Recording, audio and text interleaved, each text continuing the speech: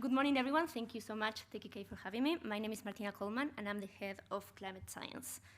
I'm going to keep it short. I know climate science is not the most interesting topic for most of us, and if you are at a net zero conference today, I believe that I'm preaching to the converted now, and I'm going to keep it brief, but I think this is necessary to understand where we are and what we need to do if we want to limit global warming below 1.5 degrees Celsius.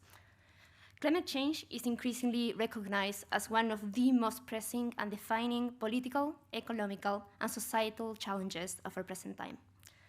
The report from the Intergovernmental Panel on Climate Change have been enlightening and have helped us paint an alarming picture on the consequences that an increase in greenhouse gases is going to have on the planet. However, we consistently see a paradoxical twin process of an increase in scientific consensus about the consequences and causes of climate change, and the rising acknowledgement that not enough action is taken. How can we consistently acknowledge that this is such an important challenge, yet do so little to solve it? Sorry. We have daily news reporting the latest climate-related updates, disasters, and protests. Here we are today on a conference about net zero and how can we move the needle to get to 1.5 degrees Celsius. The irony is not lost in me.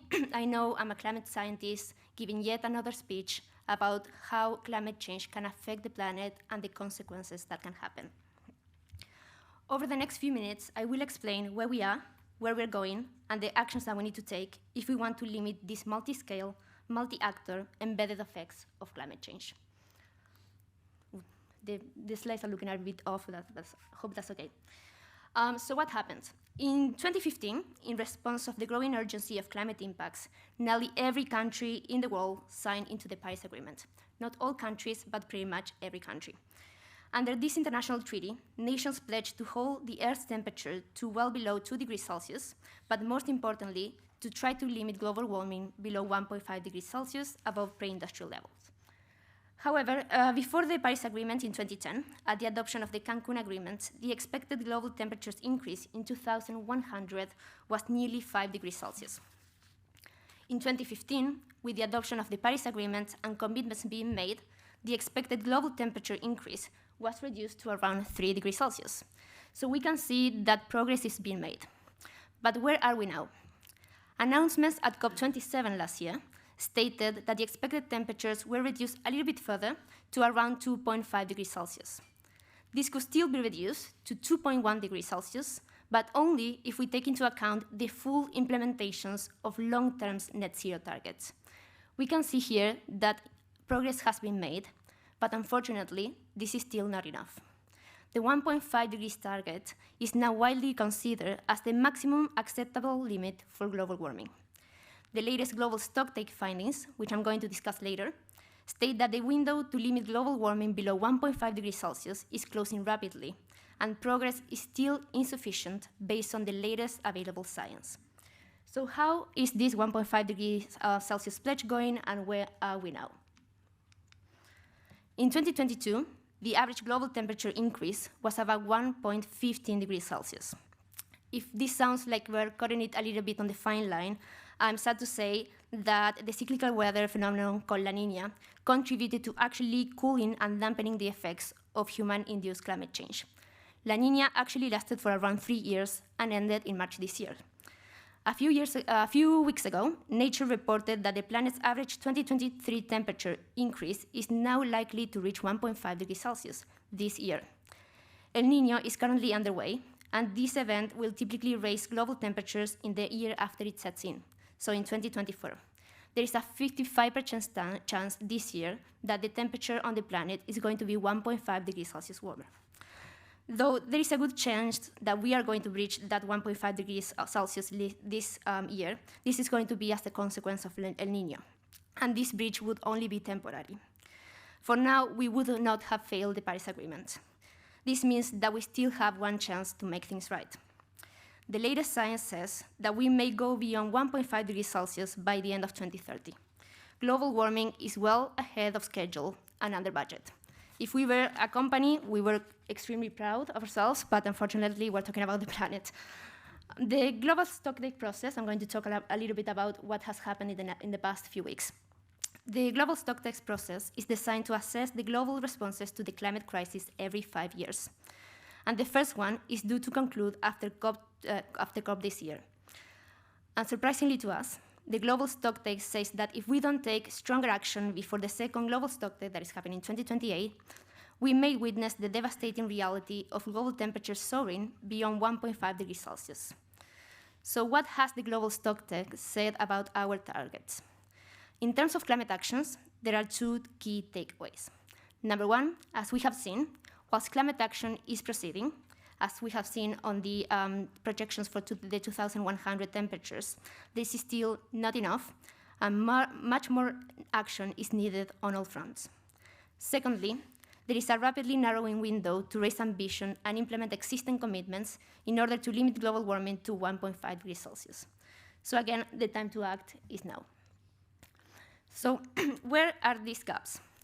The global stocktake explains that in order to reach 1.5 degrees Celsius, we need to reduce our global greenhouse gases emissions by 43% by 2030, 60% by 2035, and 84% by 2050. However, the findings have found two gaps that are collectively contributing towards missing those targets. The first one is called the emission gap, and the second one is called the implementation gap. The emission gap is the difference between the emissions levels implied by the country's climate pledges under the Paris Agreement and the emissions levels required to reach 1.5 degrees Celsius. So from the get-go, the targets from the countries are not enough. The second one are the implementation gaps, and this refers to the current enacted policies at a country level and the actions that governments and corporations are taking to reach that 1.5 degrees Celsius. They are falling short of reaching those targets and pledges. So from the get-go, the targets are not enough, and the actions that we have taken so far have yet been lacking in order to get to 1.5 degrees Celsius. So how can we bridge those gaps, how we can close them, and what level of action is needed? There is now sufficient cost-effective opportunities to address the emissions gap across different sectors. Yet there is also significant challenges, including access to and availability of support. This prevents us from realizing these opportunities and at the required pace and scale.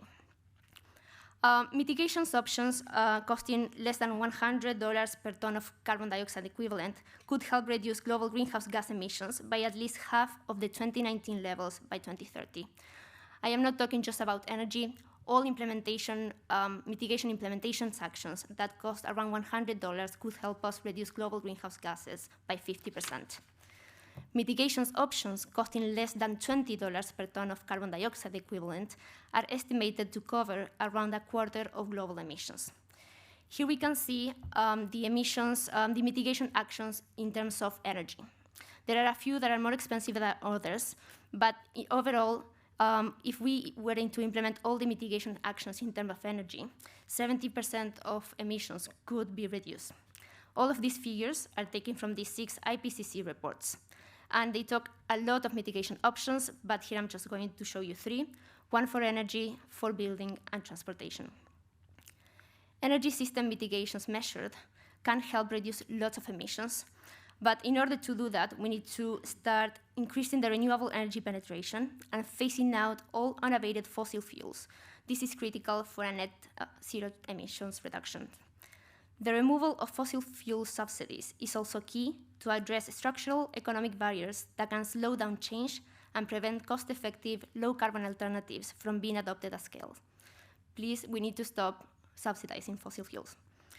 In terms of transportation, this currently contributes to 15% of the global greenhouse gas emissions. Phasing out internal combustion engines and using electric vehicles offers one of the greatest mitigation potential in the sector, as long as the electricity is being produced by renewables. Demand-side interventions, such as shifting transport mode, like walking or using public transport, will be essential in the context of thinking mobility. Lastly, when we talk about transportation, we need to think about how to create more sustainable and more innovative cities.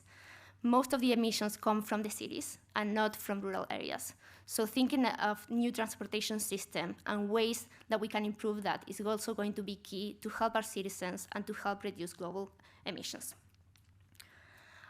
In terms of the industry, we need to think about how we manage demand management, energy efficiency, and electrification. But we also need to think about hard-to-abate sectors, greater circularity, and attention to emissions across supply chain. The industry contributes nearly 25% of global emissions, and hard-to-abate sectors are going to be key if we want to transition to a net zero economy. There remains significant challenges associated with capturing these opportunities and achieving mitigations at the required pace and scale. According to the global stocktake, an all-economy and all-society approach is needed. Creativity and innovation in policymaking and international cooperation are also needed to overcome the barriers to climate action and to maximize the co-benefits. While large-scale and feasible mitigations options exist at the moment, feasibility in the short term differs across sectors and regions. Most options face higher barriers if they are to be implemented rapidly and on large scale. However, a range of enabling conditions can help implementing these actions, including strengthening policies and institutions, increased finance, technological innovation, and transfer and demand size measuring, including behavior change. But what happens if we fail? If we fail to limit global warming below 1.5 degrees Celsius, storm, heat waves, and droughts will be more extreme. Sea levels and ocean temperatures will rise. As an example, the coral reefs that support marine environments around the world could decline by 99%. There will be one ice-free Arctic summer each decade. If you were to achieve 1.5, this ice-free Arctic summer would happen only once every century. 2.7 billion people will be exposed to extreme heat waves every year. The risk of flooding will increase by 170%. Plants and animals will be at risk of losing more than half of their natural habitats, causing irreparable loss of biodiversity. As an example, global fishery catches could decline by another 1.5 million tons. Lastly, 1.2 billion people could be displaced globally by 2050 due to climate change and natural disasters. What happens if we believe that not enough action is being taken from a top-down approach? I encourage everyone today to start thinking from the bottom up. If we think that the UK government is not doing enough, the time to act is now. We can start today. We need to start today. Please start acting now, today. Thank you so much.